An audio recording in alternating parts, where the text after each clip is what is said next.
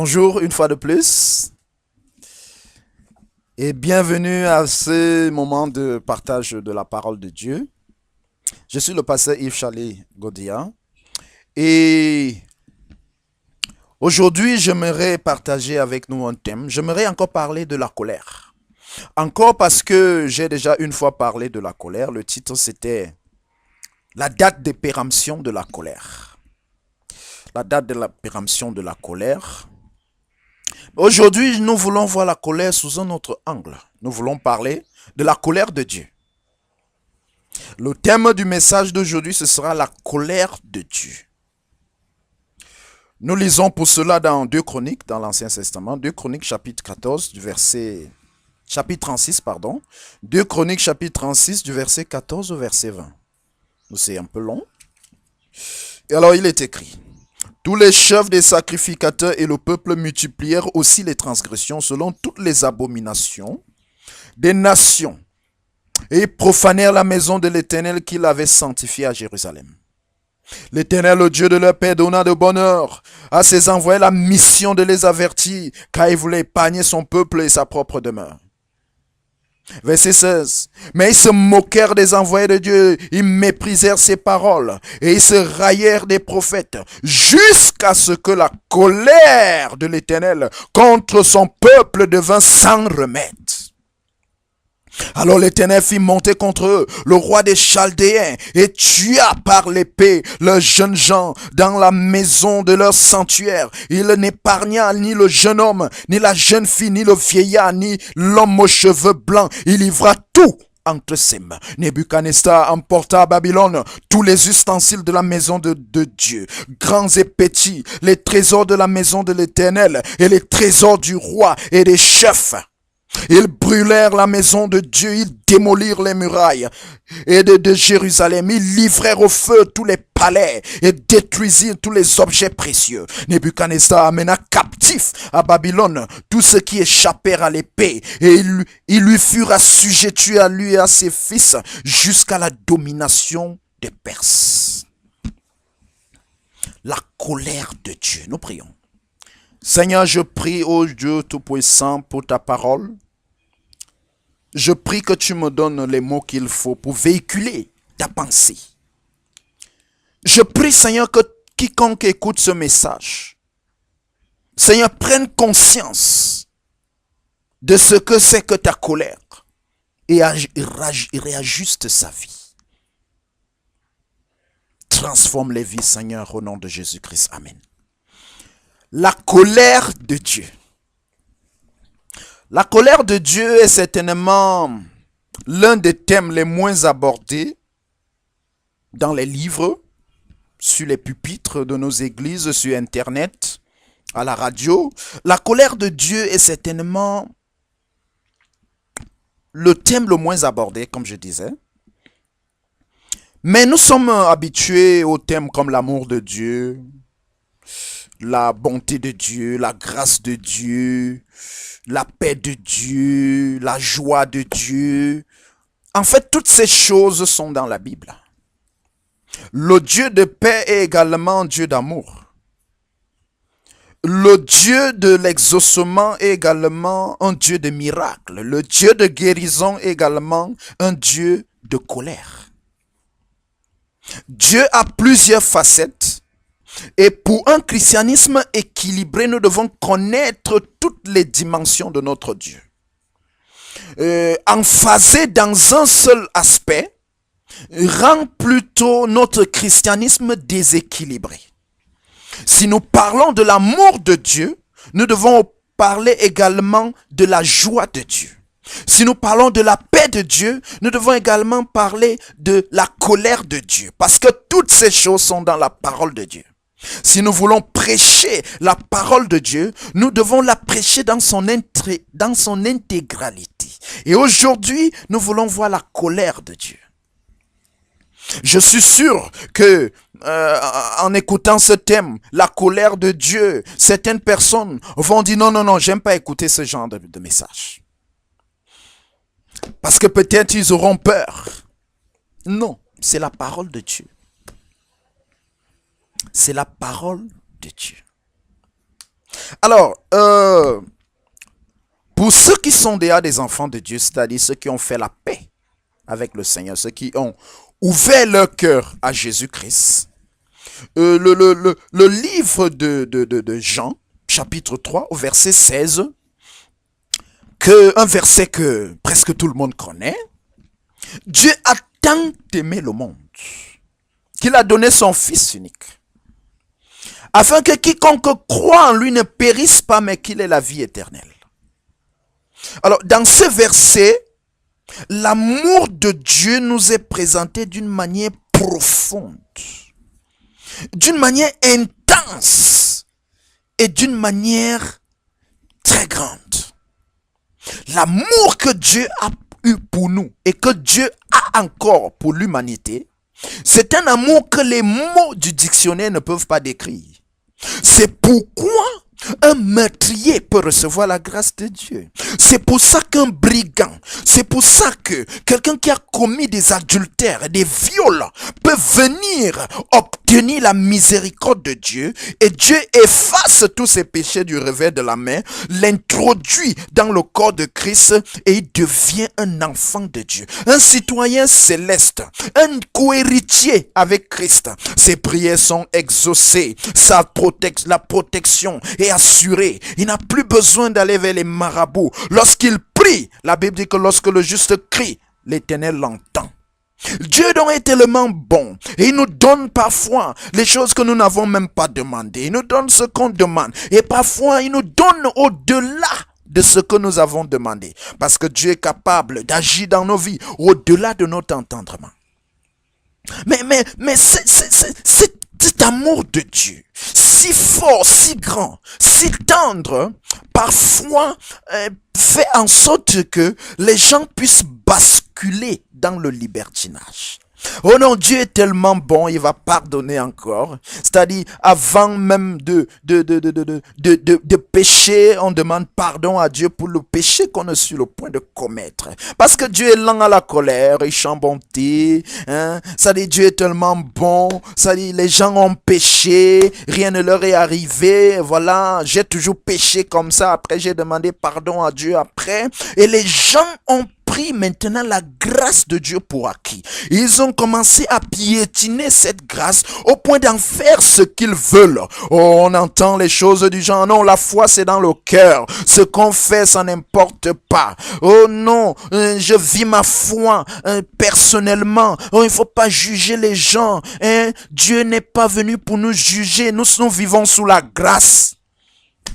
Nous entendons ce genre de discours. Mais ce que nous oublions, c'est que dans le verset 16 de Jean chapitre 3 là, il y a un mot qui est compliqué. Pour moi, c'est le verset le plus dangereux de la Bible. Le verset le plus dangereux de la Bible. Pourquoi est-ce que je dis ça? Parce que la Bible dit que Dieu a tant aimé le monde. Il a tellement aimé le monde au point où son amour, il ne peut même pas être expliqué. C'est un amour que nous ne pouvons pas comprendre. Dieu a investi puissamment, profondément pour nous sauver, au point où la grâce de Dieu est disponible pour tous. Mais le problème, c'est que lorsqu'on investit pour le bien de quelqu'un et que cette personne est incapable de comprendre le degré de votre investissement, l'intensité de votre amour, au point de bafouer cet amour, au point de tiner cette grâce, il est possible que la colère qui en surgisse soit également intense et dévastatrice. Nous parlons ici du peuple de Dieu. 2 Chroniques chapitre 36. Nous parlons du peuple chéri de Dieu. Ce peuple que Dieu a fait sortir d'Égypte à travers des miracles. Dieu les a conduits au travers du désert. Dieu leur a donné la loi. Dieu leur a dit, quand vous allez arriver dans cette nation-là, gardez-vous de vous soumettre aux pratiques de ces nations-là, car elles sont une abomination devant le Seigneur. Parce que le péché est une abomination. Le péché, c'est quelque chose de dégueulasse. dégoûtant aux yeux de Dieu. Lorsque nous péchons, nous dégoûtons le Seigneur. La Bible dit que ses yeux, dans Habakkuk chapitre 1, ses yeux sont trop purs pour voir le mal. Il est dégoûté par le péché. Et dans 2 Chroniques 36 que nous avons lu, le peuple de Dieu, qui connaissait exactement la loi de Dieu, qui connaissait exactement la parole de Dieu, ils se sont versés dans l'idolâtrie. Ils se sont versés dans toute pratique abominable. Ils ont fait exactement ce que Dieu n'aimait pas. Ils se sont livrés au mensonge, à l'adultère, à la fornication, au vol. Non, c'est pas quelque chose qui arrivait de façon sporadique. Ils vivaient dans le péché. Le péché était devenu leur style de vie. Ils n'avaient pas besoin de réfléchir pour mentir. C'était devenu un réflexe, l'idolâtrie. Ils partaient chez les marabouts, les voyants. C'était un style de vie. Et ils venaient à l'église. Ils continuaient. Non, la foi c'est dans le cœur. La Bible déclare que Dieu a envoyé un premier prophète pour dire attention, vous êtes sur un mauvais chemin. Il a envoyé un deuxième, un troisième, un quatrième, un cinquième. Et plus Dieu envoyait les prophètes pour les avertir, parce que Dieu avertit toujours avant de déclencher sa colère. Plus Dieu envoyait les prophètes, plus il se moquait des prophètes. Ah, laissez-nous avec vos églises là. Laissez-nous avec vos choses de Dieu là. Chaque jour, Dieu. Je vis ma vie, je suis jeune. Je vais penser à Dieu quand je vais mourir. Et la foi, c'est dans le cœur. Et vous, dans vos églises, là, vous êtes trop légalistes. Et chaque fois que Dieu envoyait un prophète pour les avertir, chaque fois qu'il lisait un message sur internet qui parle de la justice, de la droiture, chaque fois qu'il lise quelque chose sur Facebook concernant la sainteté, il balaie ça du revers de la main. S'ils reçoivent un mail qui les rappelle à l'ordre, ils ne lisent pas, ils suppriment le mail. Et Dieu ne continue à supporter. La Bible dit que jusqu'à ce que la colère de Dieu devint sans remède. La colère de Dieu a atteint un endroit c'est-à-dire a atteint un niveau où il n'y avait plus de retour. Un point de non-retour. Le mot devint en hébreu signifie que la colère de Dieu a grimpé. Elle a grimpé, elle a grimpé, elle a grimpé jusqu'à ce qu'elle a atteint le sommet où la seule chose qui pouvait être faite, c'était de déclencher le jugement. Et voilà des gens qui ont refusé d'écouter les avertissements de Dieu. Il y a eu le deuil. Il a envoyé, la Bible dit, c'est Dieu qui a envoyé Nebuchadnezzar. C'est Dieu qui a fait monter Nebuchadnezzar pour piller. Il a tué les vieillards. Les gens sans pitié sont venus détruire les maisons, détruire les familles, tuer, égorger les enfants, égorger les accidents par-ci. Parce que lorsque la colère de Dieu devient sans remède, quand tu foules la grâce de Dieu aux pieds et que tu dis, Aka, laissez-moi avec ces choses, Dieu supporte, il supporte, il supporte. Mais un temps arrive où Dieu va appuyer sur le bouton et sa colère va se déverser dans ta vie. Aujourd'hui, je suis venu parler à une personne qui est en train de fouler la grâce de Dieu aux pieds. Peut-être depuis longtemps on te parle, mais tu continues à avorter. Mais un jour, sûrement tu vas partir avec cet enfant que tu veux tuer. Ces gens qui sont dans l'église, ils vivent comme ils veulent. La colère de Dieu est sur ta tête. On t'a appris que non, Dieu est un Dieu d'amour. Dieu ne peut pas faire ces choses. Mais la Bible nous dit que notre Dieu est aussi un feu dévorant. Jésus-Christ, lorsqu'il s'est rendu compte que le temple n'était plus un lieu de prière, la Bible dit qu'il a chassé les vendeurs. La colère de Dieu peut se manifester dans ta vie au point où il peut avoir un cadavre. Il y a eu des cadavres ces jours-ci. Les jeunes gens, les jeunes filles, les vieillards, il y a eu des morts, il y a eu des maisons ont été démolies, il y a eu incendie. La colère de Dieu apporte des ravages dans la vie d'un être humain. La colère de Dieu presse ta vie jusqu'à ce qu'il n'y ait plus de substance. La colère de Dieu te met au chômage. La colère de Dieu amène la maladie, des maladies incurables dans ta vie. La colère de Dieu détruit et ruine ta vie. Dieu, notre Dieu, est aussi un feu dévorant. Et pendant que tu écoutes ce message, peut-être c'est le 4e avertissement que Dieu te donne. Tu sais que la vie que tu mènes n'est pas bonne. Tu sais pertinemment que ce que tu fais n'est pas bien. Même si peut-être certains hommes de Dieu te cajolent avec des versets bibliques, disent non, c'est pas comme ça. Hein, Dieu est amour. Hein, il faut pécher, mais pas trop. Tu sais ce qu'il faut faire. Dieu t'appelle au changement. Que vas-tu faire de ce message que tu écoutes? La colère de Dieu peut s'abattre dans ta vie. Le même Dieu qui t'a aimé. Dites-moi un peu. Dieu est tellement amour, et ça c'est vrai. Mais pourquoi est-ce que les gens iront en enfer? Pourquoi est-ce qu'il y a un lac de feu qui est préparé pour les êtres humains alors que Dieu est amour? Parce que lorsque tu bafoues la grâce de Dieu, la colère de Dieu se manifeste au plus haut degré. Et la colère de Dieu, ce n'est pas seulement quand nous allons mourir. Même pendant notre vie ici sur terre, la colère de Dieu se manifeste. Dieu ne voudrait pas détruire ta vie. Dieu ne veut pas détruire ta vie. Il est plutôt venu pour sauver. Mais tu as le choix. Tu as le choix. Toi qui as cru que la grâce de Dieu peut être prise et tu peux en faire n'importe quoi.